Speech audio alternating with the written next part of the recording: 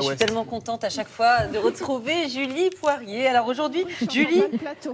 si, vous nous entendez, Julie. Le plateau vous entend, Julie. Le plateau vous entend. Vous êtes à Châteaubourg, juste à côté de Rennes. Julie, vous avez un très joli chapeau. Ça vous va très très bien. C'est l'autre pays du soja. Alors, la filière du soja n'arrête pas de se développer en France. La France ne veut plus du tout importer de soja brésilien, principale cause de déforestation là-bas, évidemment. Alors, je crois qu'on vient de terminer la récolte. Oui, on est sur la fin, Julia, vous l'avez dit. Vous voyez, là, regardez, on a un énorme camion benne qui vient déverser ce matin du soja qui arrive tout droit de la coopérative. Regardez, il est là, le soja français sans OGM. Il y en a des tonnes qui arrivent ici tous les jours. Il faut savoir qu'en 10 ans, eh bien, en fait, on a multiplié par 4 tout simplement la production de soja en France. On est passé de 42 000 hectares à plus de 150 000. Aujourd'hui, il existe 14 000 agriculteurs qui produisent du soja et on l'a dit, c'est du soja à la fois traditionnel, mais il existe aussi du soja bio et on l'utilise en France pour notre alimentation. Alors justement, c'était ma question, quel type d'alimentation, pourquoi on utilise finalement le soja ? Alors, il y a deux alimentations possibles. Il y a l'alimentation animale qui représente 80% de la production et l'alimentation humaine. Alors, vous voyez, ce soja qui est arrivé ici, il va rentrer dans l'usine qui est juste à ma droite.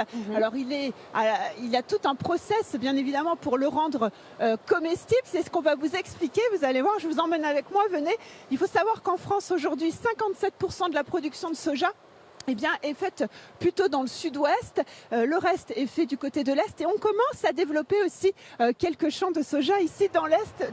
Olivier, bonjour. Bonjour. Merci en tout cas d'être avec nous ce matin, de nous accueillir sur notre petit plateau de chimiste. On l'a vu, ça c'est pour l'alimentation à la fois animale et humaine. Ici, on transforme les produits. Qu'est-ce que c'est ça? C'est la graine qui vient de sortir du camion, c'est ça? Exactement. Donc ça, c'est la graine, c'est la matière première telle qu'on la réceptionne sur le site de Sojasun. Et donc cette graine, on va faire une transformation mécanique. Donc les premières étapes, ça va être la dépelliculer. Donc ça, c'est la cellulose qui part en alimentation donc animale. Et on obtient ainsi les cotylédons qui sont la matière première pour faire le jus de soja. D'accord. Et donc c'est ça qui se transforme après en jus de soja. D'un côté, on a la partie soluble et la partie insoluble qui est l'okara, qui part donc plutôt en ingrédient pour la biscuit. Ah, bien sûr, bien on sûr. dirait un peu du lait. Ça se rapproche beaucoup du lait. On sent le soja. Exactement. Donc voilà. on est sur une logique de lait équivalent d'un lait demi-écrémé qu'on peut transformer après par une logique de fermentation en produit type dessert. En jus, bien évidemment. Et puis aussi, ces graines peuvent être texturées pour faire des steaks de soja. Voilà.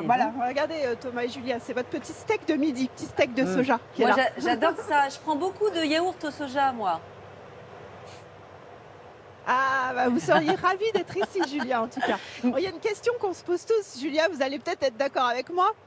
Est-ce qu'on va pouvoir un jour être autonome? Exactement. Est-ce qu'on va pouvoir produire suffisamment? Est-ce qu'en France, on va pouvoir... Est-ce qu'on va pouvoir produire suffisamment pour éviter d'importer ce soja qui vient du Brésil? Alors, pour la partie alimentation humaine, aujourd'hui, 100% des produits soja vendus en France sont faits avec du soja français. D'accord. Garanti sans OGM, donc 100%. Et ça correspond à 20% de la production nationale. Donc, on a largement de quoi faire avec la production nationale. Pour pouvoir, par contre, avoir assez de soja pour nourrir les animaux, ce sera très très difficile. Donc la vraie logique, c'est de se dire qu'il faut un peu basculer notre modèle alimentaire. La nutrition dit toujours qu'il faut un équilibre entre les protéines végétales et les protéines animales. Donc j'aurais tendance à dire que chacun peut prendre sa part. En consommant plus de végétaux, quelque part, on va pouvoir baisser cette dépendance et retrouver une souveraineté alimentaire. Et ben voilà, Julia et Thomas, vous avez tout compris. À midi, c'est soja pour tout le monde à la cantoche. Vive le soja français. Et vous me garderez cette petite Charlotte qui vous va très bien. Hein. C'est très joli. Ah oui, je devais l'enlever en arrivant dehors, mais je me suis trop habituée en fait à la garder. Très bien. C'est magnifique. Merci beaucoup, Julie.